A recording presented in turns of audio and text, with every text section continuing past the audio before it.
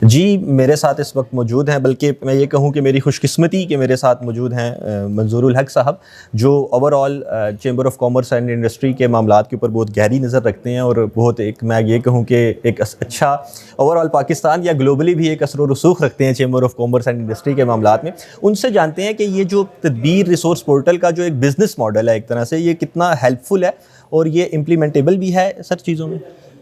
بالکل، دیکھیں اصل چیز یہ ہوتی ہے کہ آپ کو فرسٹ انفارمیشن چاہیے ہوتی ہے. سر آپ کے پاس ٹیلنٹ ہوتا ہے، اس ٹیلنٹ کو راستہ دینا ہوتا ہے. راستہ کس چیز کا نام ہے؟ راستہ اس چیز کا نام ہے کہ اس کو کانفیڈنس دیا جائے، اس کو بتایا جائے کہ اگر تم یہ اچیو کرو گے اسٹیپ فارورڈ تو آگے تمہارے لیے یہ زندگی کے راستے کھلے ہیں. اور اگر راستے کھلے ہیں تو پھر اس کے لیے جب وہ پریکٹیکل لائف میں آئے گا تو اس کو بتایا جائے گا کہ یہ اور راستے تمہارے لیے کھلے ہیں جس سے تم اپنی فیملی کو، اپنے ملک کو، اپنے لوگوں کو اور ایون دنیا کو فائدہ پہنچا سکتے ہیں. بالکل ایسے. تو دنیا میں یہ 1 2 4 سبجیکٹ کی بات ہی نہیں ہو رہی. دنیا میں اتنے سبجیکٹ ہیں جو آج ہیں، اس سے زیادہ ایکسٹینڈ کریں گے سر. اور تیسری چیز یہ ہے کہ جو دنیا بھر میں یہ سوچا گیا ہے کہ کہیں سے بھی اگر علم حاصل ہو سکتا ہے، جیسے کہ ہم بھی کہتے ہیں، ہمارے حدیثوں میں بھی آتا ہے کہ علم کے لیے، اصول کے لیے چائنا جانا پڑے تو وہاں جاؤ. تو میں کہتا ہوں کہ آج اگر ہم اسی کو کمپلائنس کریں تو آپ کو افریقہ کے کسی ملک میں جانا پڑتا ہے، آپ کو کسی ڈیپتھ میں جانا پڑتا ہے.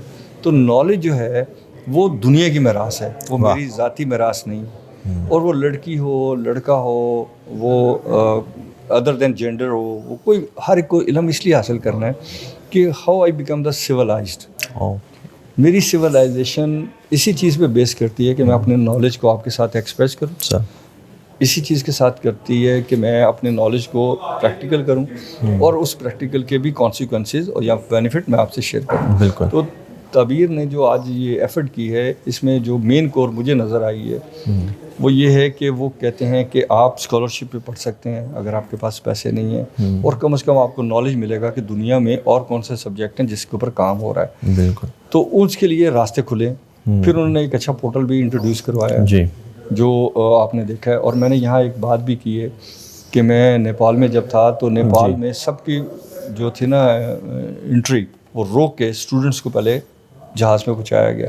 تو مطلب یہ اس چیز کی ایکنالجمنٹ ہے کہ ہمیں علم کے لیے بھاگنا ہے، علم کے لیے دوڑنا ہے، اور علم کو اپنے جو لوگوں کے پاس نہیں ہے ان تک پہنچانا ہے. سر تو آپ کا پروگرام ماشاء اللہ بہت اچھا ہے sir. Thank you very much. Thank you. السلام علیکم.